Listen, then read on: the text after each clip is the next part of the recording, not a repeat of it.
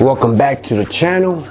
Today I want to do, what is this? Maybe top 5, top 10. Well, it's not even a top 5, top 10, but it is a list of, I don't know how many I have here, but it is a list of 1990s sci-fi TV shows that I feel as though it's a must watch. I feel as though these are, you have to go watch them, okay?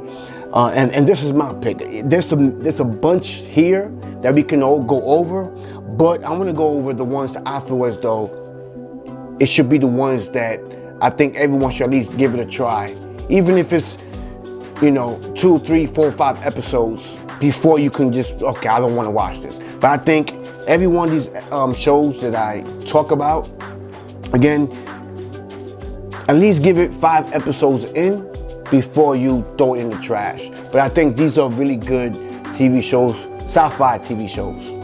Here we go. Let's start off. I think this is one in the bag. This is the X-Files. 1993 is when it first came out, when it first aired. Obviously, 2 FBI agents, Fox Mulder, the believer, and Dana Scully, the skeptic. And this is a key part that I used to always get frustrated with Dana Scully, because Scully, oh my goodness, I know I don't want to ruin it for you guys, because this is one of my top picks of sci-fi TV shows you should watch. But I used to always hate how she was always skeptical. Like, no matter how much proof she would have in front of her face, she will always like dismiss it, like, oh, there's an explanation to this or whatever it may be. And it's like, hey girl, you just got abducted. Like, why are you not believing this shit? Like, what is wrong with you? But it adds it does have, there's an element to her being that way, because it's the opposite of who, Mulder is. Because Mulder, or Fox, he believes everything. Everything is like not a conspiracy, but he believes all things. If somebody goes up to him, like, oh, yo, I saw Bigfoot, he's gonna believe it. So there's a contrast between her and him that goes together perfectly. And obviously the story itself, the dialogues, and just everything that they go through is just phenomenal. And the X-Files is definitely one that you guys go try to, to watch, if you have never watched it.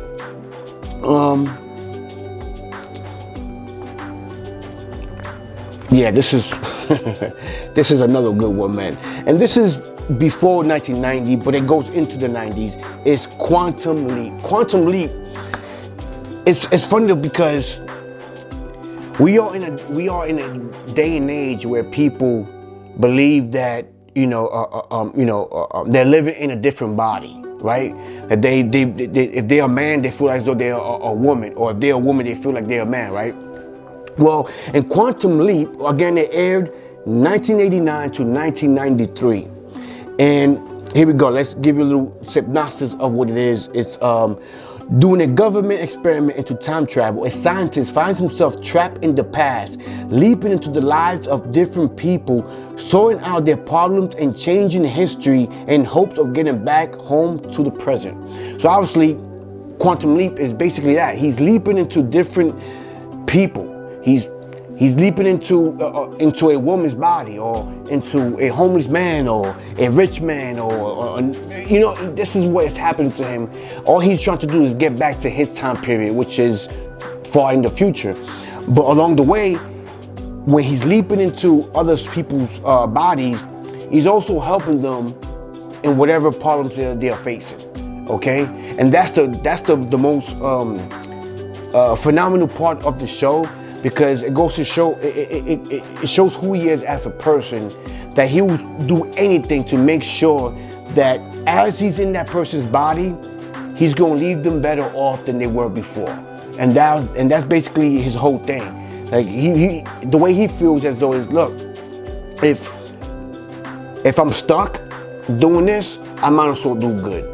And that's the whole thing about Quantum Leap. And his whole goal is basically to get back home. But he might as well do good along the way. Oh, this is another great one, Sliders. I love Sliders. I hated the way it ended.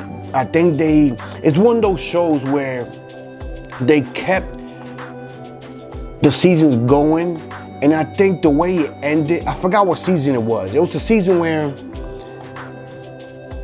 he finally gets back home. He thinks he's not, and then he travels back.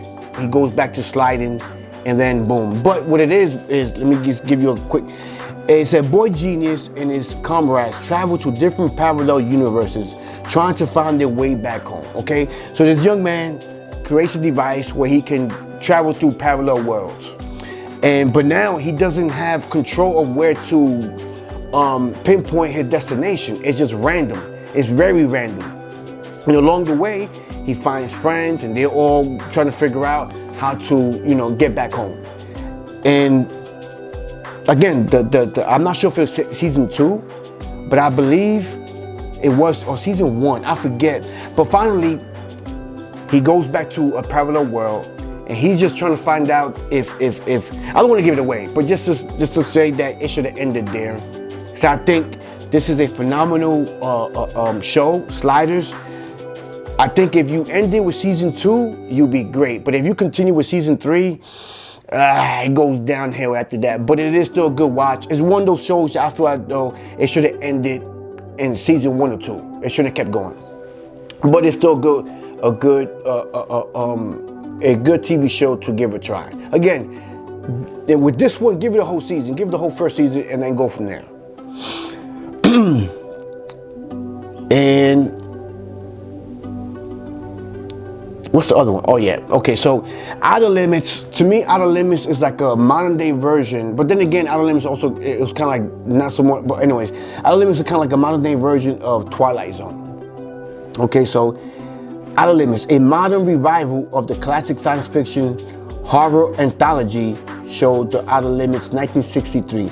Episodes often have twisted endings and involve aliens. Sometimes a story from one episode continues in a later episode. And that's the key part, because every one of these episodes are standalone, right? Well, supposedly are supposed to be standalone, but you find it as you keep going through the show where, oh shit, episode 2 goes with episode 7, like, whoa. And so I love how they tie everything up together. And again, it's kind of like Twilight Zone in that aspect. And I think, give it a try.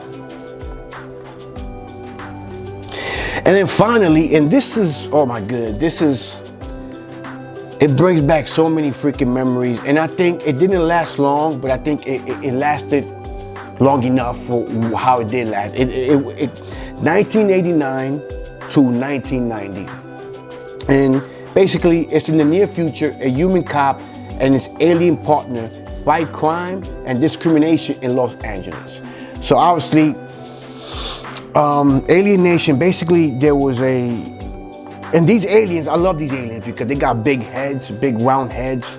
And again, some of these shows are from the 90s, right? And in this case, it aired in 1989. And I need to point this out, because I don't want to get political about this, but a lot of the politics of today, they make it seem like these themes never existed before. Because here, the male aliens are the ones that carry the baby. They're the ones that give birth. Okay? So obviously it's the opposite of human beings, because we have this whole concept that men can give birth, right? Or like, oh, this is a new thing and we need to make movies about this and representation. And it's like, we had this already. Excuse me about that, but we had this already. We had these type of themes all throughout TV shows. And this is a perfect example. And again, in Alienation, the aliens who now live side by side with humans, it is the male that have the babies. They're the ones that get pregnant and give birth. These are not new themes. These always existed, all right? And the female aliens, oh my goodness, I used to love the female aliens because they were freaking strong as shit. Like there was a episode where obviously there was a female alien, and then the main human protagonist of the show, they got together. They were in a relationship, and I don't remember clearly exactly how it went down, but man, like he got beat up, like they were having sexual relations, and I think something she just fucked him up because it's just how they have sex.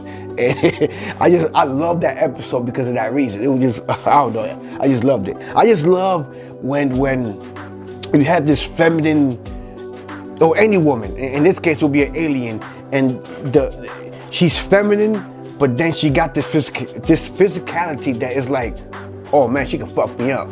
I don't know, something about that is just awesome to me. But yeah, man, I think, and out of all these that I recommended, Aliennation is one of those shows that do not get mentioned enough. It really doesn't.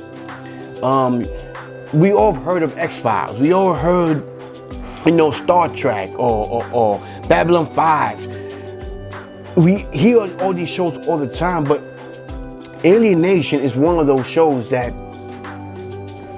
I don't even hear people talking about this. So I think out of all these that I mentioned, I think Aliennation is the one that you should go watch first and just give it a try.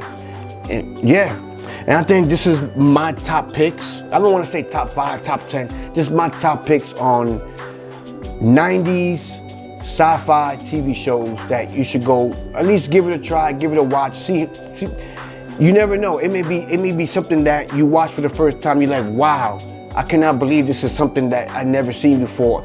This is gonna be an all-time great in my book. So you never know. So that being said, guys, thank you for watching the vid. I appreciate it. Give it a like, a follow. Peace.